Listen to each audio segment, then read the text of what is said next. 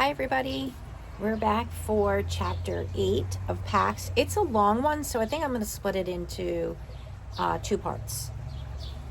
Make it easier for posting the videos as well. So this is actually an exciting chapter because we have, remember the chapter before this where Peter broke his leg. That's kind of where we've left off. So let's just dive right in, shall we?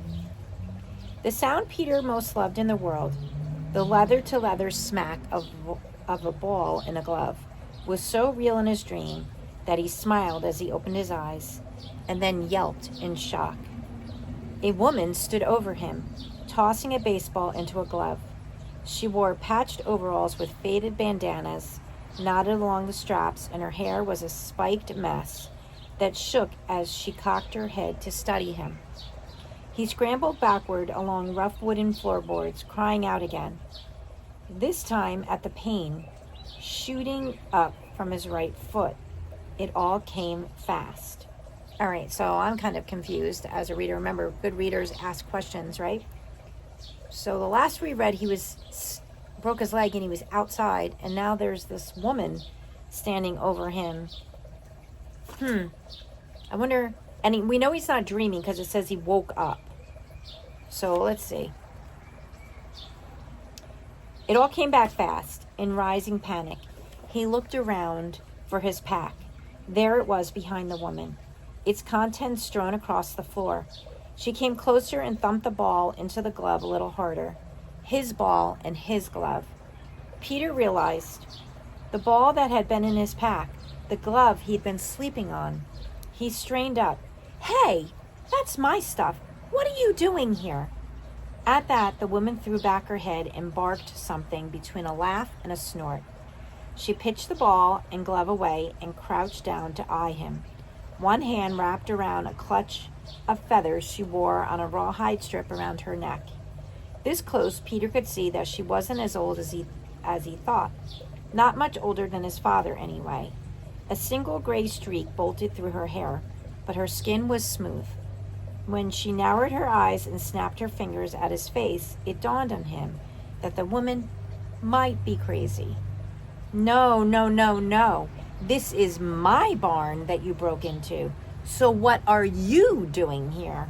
Would be my question. Peter scooted back.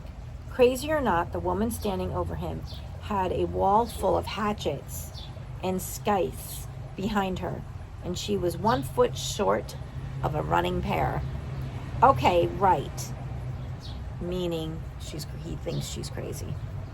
Okay, right. I hurt my foot last night. I passed your barn and I needed a place to stay. So, look, I'll go. Not so fast. What do you mean, you passed my barn? This is private property and I'm in the middle of nowhere. The woman straightened to her full height and Peter edged back even further. I was taking a shortcut from the practice he'd been to the day before flashed before him. He nodded to his ball and glove. From batting practice.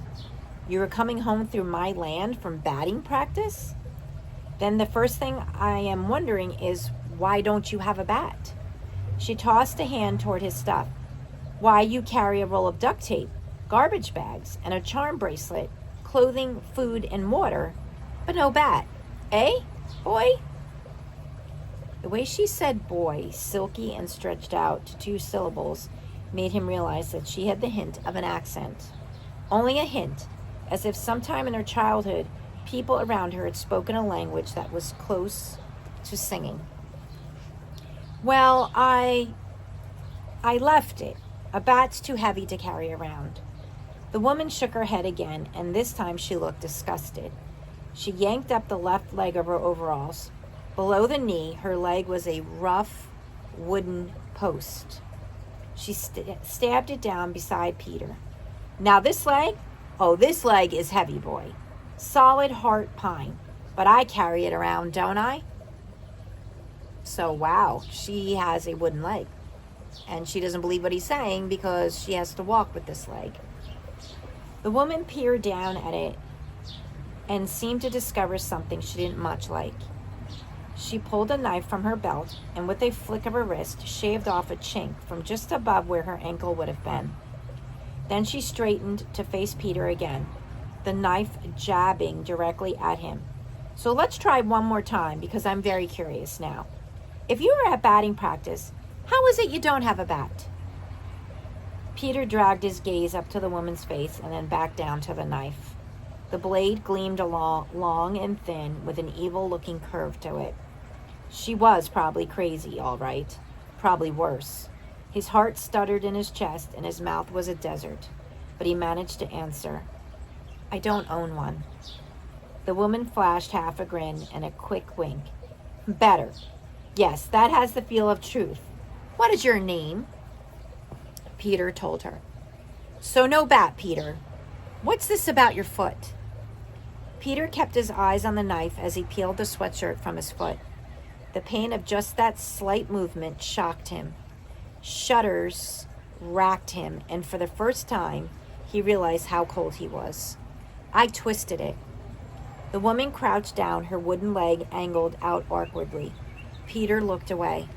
Don't move.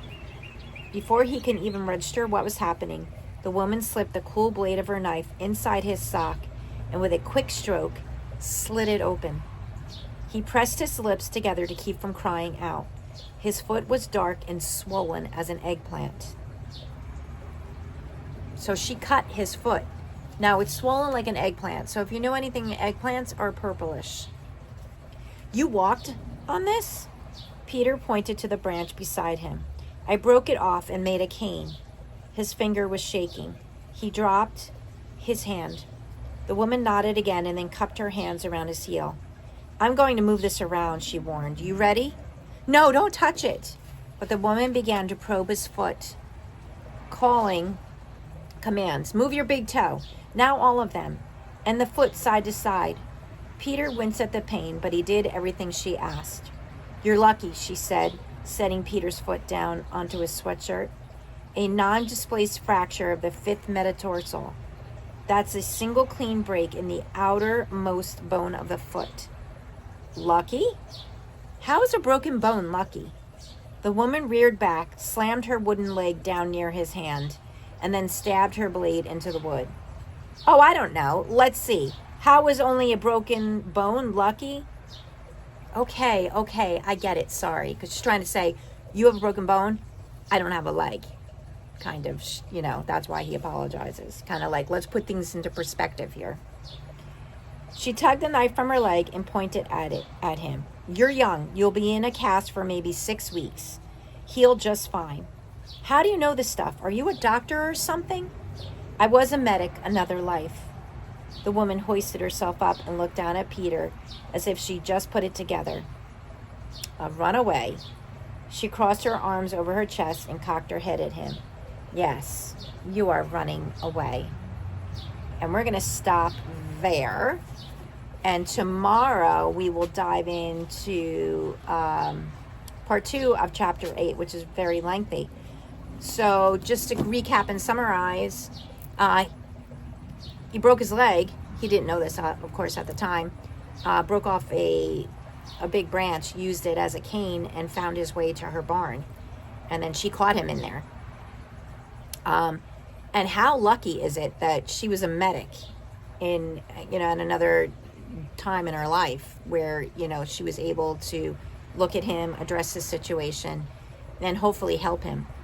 But she does say that he'll be in a cast for 6 weeks, and he's desperately trying to get back to Pax. So stay tuned for tomorrow. We'll see what happens.